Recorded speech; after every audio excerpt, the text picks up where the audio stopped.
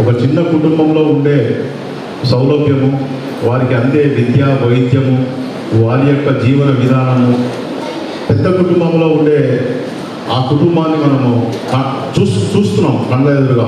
ఒక కుటుంబంలో 5-6 మంది ఉంటే ఏ విధంగా ఉంటుంది, ఒక కుటుంబంలో ఒకరు ఇంకా ఈ యొక్క జనాభా పెరుగుదల వల్ల వచ్చే ఈ సమస్యలన్నింటి మీద కూడా. అదే కాకుండా మనకు ఎందుకంటే మనం ముఖ్యంగా ఏ సొసైటీలో అయినా ప్రాథమికంగా వైద్యము, ఆరోగ్యం అనేది చాలా ముఖ్యమైనది కాబట్టి తప్పనిసరిగా మీద ఎక్కువగా ఫోకస్ చేయగలుగుతాము.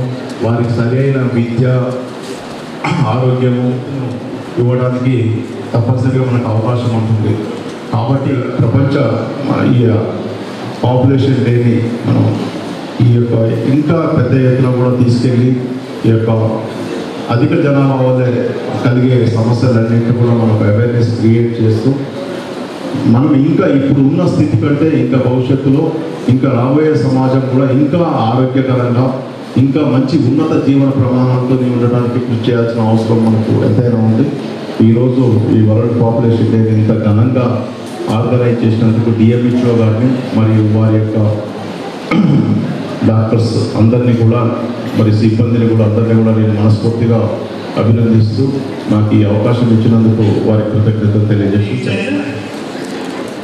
Husband of Prashanthi, residence Madapur, PSC మన ముఖ్య అతిథుల మీదుగా అందించడం జరుగుతుంది.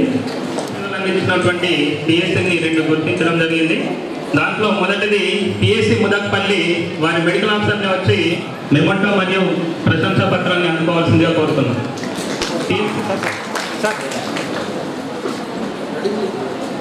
పిఎస్సి దేవగాం వాళ్ళు అందుకోవాల్సిందిగా కోరుతున్నాం. డాక్టర్ భాస్కర్, పిఎస్సి వర్ణి, వారిని కూడా వేదికపైకి రావాల్సిందిగా కోరుతా ఉన్నా. డాక్టర్ భాస్కర్. అదేవిధంగా doctor Geetha, DGO CSC Armoor. Bhaskar sir, PSC వర్ణి.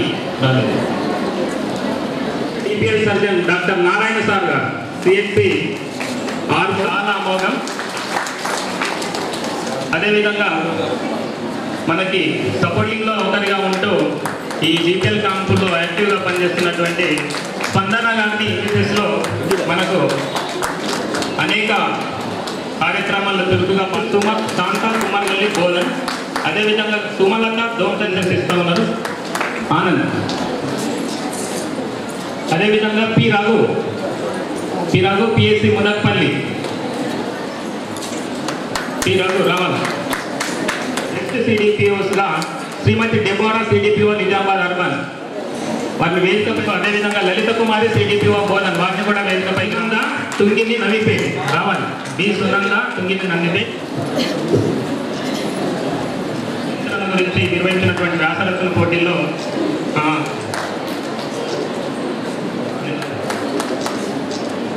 అదేవిధంగా ప్రైవేటు నర్సింగ్ స్టూడెంట్స్ కూడా నిర్వహించడం జరిగింది. Vinay Kumari, DNM 3rd year first praise.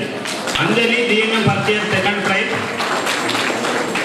Tirumala medical institutions నుంచి Ashritha, DNM 3rd year first prize. Srilakshmi,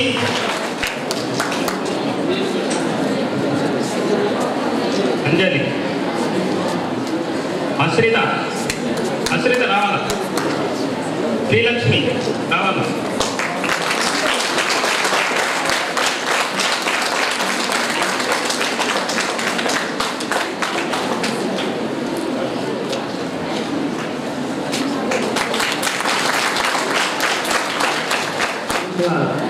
కార్యక్రమానికి ముఖ్య అతిథిగా విచ్చేసినటువంటి గౌరవనీయులు ఐఎంఏ అధ్యక్షులు డాక్టర్ సూరి గారికి, డాక్టర్ నారాయణ గారికి, స్నేహ సొసైటీ సిద్ధయ్య గారికి, deputy MDO doctor Tukaram, doctors and paramedical staff, students అందరికీ వెరీ గుడ్ మార్నింగ్.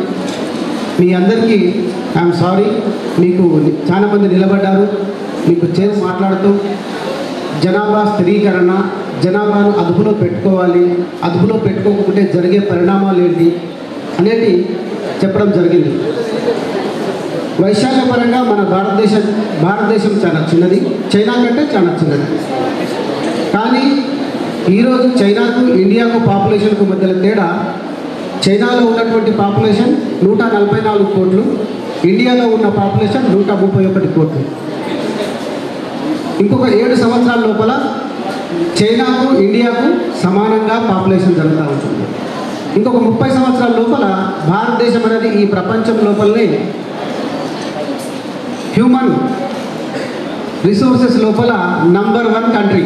మనం గ్రోత్లో నంబర్ 1 ఉంటున్నామా, అది ఆ పరంగా చెప్పుకుంటే మనం ఇంకా డెవలప్ కంట్రీ.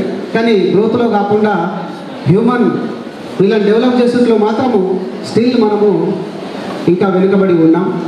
చైనా ఒక 1 చైల్డ్ నార్మ్స్ పాటించడం జరిగింది. ఆ విధంగా ఒక 30 సంవత్సరాలు చేయడం ద్వారా చైనా యొక్క జనాభా అనేది నియంత్రించుకోవడం జరిగింది. సో మరి మన భారతదేశం కూడా ఈ జనాభా నియంత్రణ పైన ఇంకా ఎక్కువగా దృష్టి పెట్టాల్సిన అవసరం ఉంది. కానీ నిజామాబాద్కి వచ్చేసరికి మన భారతదేశం లోపల ముఖ్యంగా బీమారు స్టేట్స్ అంటారు కొన్నింటిని. ఈ బీమారు స్టేట్స్ లోపల టోటల్ ఫర్టిలిటీ రేట్ అనేది more than 3 ఉంది. అంటే కుటుంబానికి 3 పిల్లల్ని అంతకంటే ఎక్కువ మంది పిల్లల్ని కంటా ఉన్నారు. అదే మన తెలంగాణకు వచ్చేసరికి మన టోటల్ ఫర్టిలిటీ రేట్ అనేది 1.7గా ఉంది. కానీ మన నిజామాబాద్కి వచ్చేసరికి ఆ టోటల్ ఫర్టిలిటీ రేట్ ఎంత ఉంది? నిజంగా మనం వీఆర్ ద లక్కీ పీపుల్. మనం ఏమి కష్టపడకుండా పబ్లిక్ ఎక్కువగా మోటివేట్ అయ్యి వస్తూ ఉన్నారు. అంటే పబ్లిక్ ఈ జనాభా వల్ల, అధిక జనాభా వల్ల కలిగే నష్టాలు ఏంటో అర్థమైనాయి.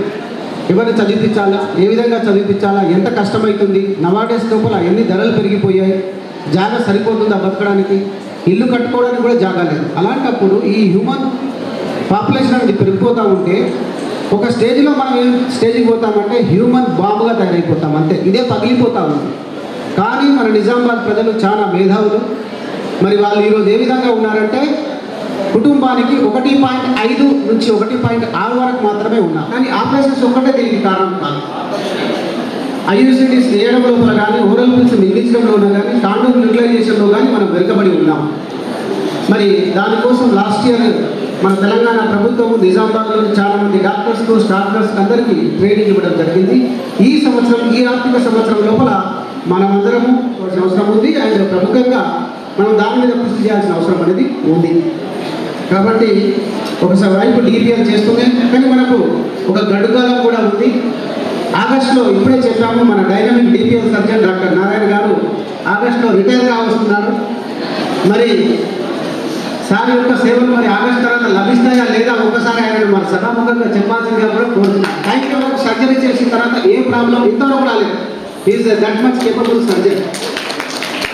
కాబట్టి వీఆర్ రెడీ సార్, మీకు సేమ్ ఫెసిలిటీస్ ప్రొవైడ్ చేస్తాం.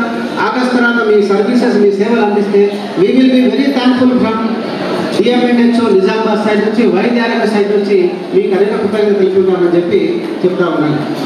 So thank you very much అంటూ మీకు కలిగిన ఈ అసౌకర్యానికి మరొకసారి నేను నన్ను క్షమించమని అడుగుతూ నా యొక్క ఈ చిన్న దీన్ని ముగిస్తున్నటువంటి రేసి గారికి, అందరికీ కూడా వేదిక పై ఉన్నటువంటి గెస్టులకు అందరికీ కూడా కృతజ్ఞతలు తెలుపుతూ మీరందరూ కూడా ఒకసారి చెప్పట్ల ద్వారా మీ సంఘీభావాన్ని తెలపాల్సిందిగా కోరుతానన్నా.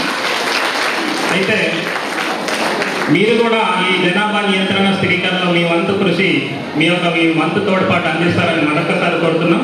ఒక చిన్న రిక్వెస్ట్, ఇందాక సర్టిఫికెట్స్ తీసుకున్న వారికి డిఎంహెచ్ఓ గారి సంతకం కావాలి. ఆ సర్టిఫికెట్ పైన దయచేసి ఒక్కసారి సార్ సంతకం పెట్టారు, అది ఇవ్వండి.